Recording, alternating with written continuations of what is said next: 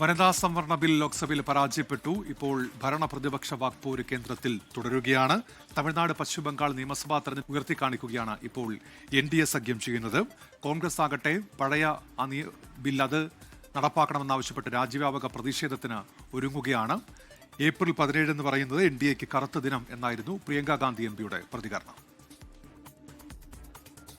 കോൺഗ്രസും DMKയും തൃണമൂൽ കോൺഗ്രസും അടങ്ങുന്ന പ്രതിപക്ഷം വനിതാ സംവരണത്തെ പരാജയപ്പെടുത്തിയെന്ന പ്രചാരണമാണ് BJP നടത്താൻ പോകുന്നത്. തമിഴ്നാട്, ബംഗാൾ തെരഞ്ഞെടുപ്പുകളിൽ ഇത് സജീവ ചർച്ചാ വിഷയമാക്കും. സ്ത്രീവിരുദ്ധ സമീപനമാണ് പ്രതിപക്ഷം സ്വീകരിക്കുന്നതെന്ന പ്രചാരണം താഴെത്തട്ടിലെത്തിക്കാനാണ് BJP കേന്ദ്ര നേതൃത്വത്തിന്റെ തീരുമാനം. कांग्रेस का जो एंटी वुमेन है एलायंस है वो पूरा एक्सपोज हुआ.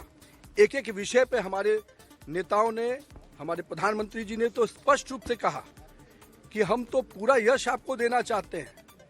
ये यश लेने की लड़ाई नहीं है, ये लड़ाई महिलाओं को अधिकार दिलाने की है. पर यश तो दूर, वो तो अपने ही पैर पे कुल्हाड़ी मार रहे हैं. BJPയിലുള്ള വിശ്വാസം ജനങ്ങൾക്ക് നഷ്ടമായെന്ന് പ്രിയങ്ക ഗാന്ധി പറഞ്ഞു. ये समझ नहीं पा रहे हैं कि आज भारत बदल गया है. भारत की जनता देख रही है, समझ रही है.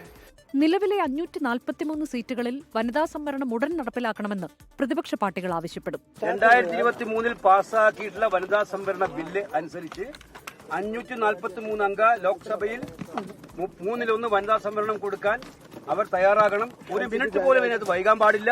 അതിന് നടപടികൾ അവർ അടിയന്തരമായിട്ട് ആരംഭിക്കണം. അതേസമയം BJP പ്രചാരണത്തെ ചെറുക്കാൻ ഇന്ത്യ സഖ്യം രാജ്യവ്യാപകമായി വാർത്താ സമ്മേളനങ്ങൾ നടത്തും. 24 ഡൽഹി.